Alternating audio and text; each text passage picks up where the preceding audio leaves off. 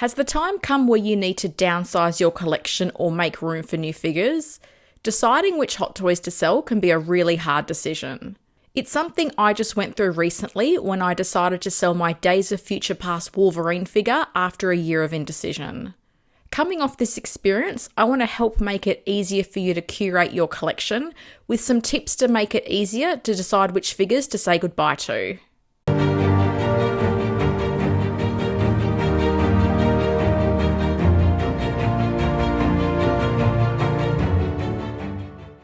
My first tip is to cut down on duplicates. I know we all have favourite characters that we want all the looks for, but you realistically can't do this with every character in your collection. We can all fall into the trap of pre-ordering a figure based on a new look for a character or the hype of a movie. Collecting without a plan can result in you ending up with a lot more figures of a character than you had expected to have. This happened to me with Captain America figures. At one point, I had 8 different Cap figures, making him the most represented character in my collection. When I took stock of the Captain America figures I had, some of them were part of ensembles, like my Avengers and Captain America Winter Soldier displays, but a lot of them were just standalone figures. And as other priorities came about, like wanting to build an A-Force display, I had to decide whether I was going to dedicate space to a Captain America shrine or whether those standalone figures had to go. And while it was a hard decision at the time, if I'm honest, I don't miss these figures now.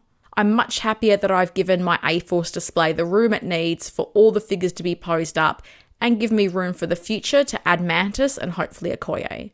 My second tip is to remove it to see if you miss it.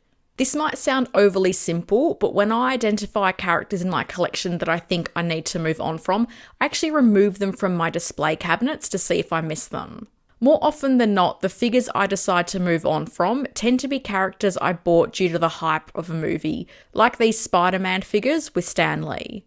Over time, when that hype dies down and those figures don't have the same sentimental value or importance to me, they become pretty obvious choices to let go of. When I take figures like these out of my display and find myself not missing them, it definitely makes them a lot easier to let go of. So give it a go. If there's figures you're feeling unsure about, take them out of your display to see if you miss them. My third tip is to block out the noise from the collecting community. Sometimes it's really hard to block out the views of the community when you're trying to decide which figures to sell. With the Days of Future Past Wolverine figure that I mentioned at the start of this video, even though I knew this figure didn't fit in with my collection, I kept hearing the words of other collectors. This is a grail, this is the best Hot Toys Wolverine figure that they've ever made. And these opinions kept planting a seed of doubt in my mind as to whether selling was the right decision or if it was something I would come to regret later on. After umming and ahhing for far too long, I listed the figure for sale because the reasons I was hanging on to it were not my own. Wolverine left my collection a couple months ago now, and as cool as the figure was, I don't miss it and I don't regret selling it. My fourth tip is to review what you have on pre-order. Sometimes the long wait between a figure announcement and its ultimate release could mean that your collecting priorities and approach could have changed. And I find this can happen when a 2.0 or a re-release of a Grail figure is announced. This is actually something that happened to me with the Mech Test Tony Stark figure. I was quick to pre-order because it was considered a grail and hard to find on the secondary market. But when the dust settled and I started to ask myself where I would display it, did I have room for it? What else would I display it with? I realised that going through with this purchase wasn't a good idea.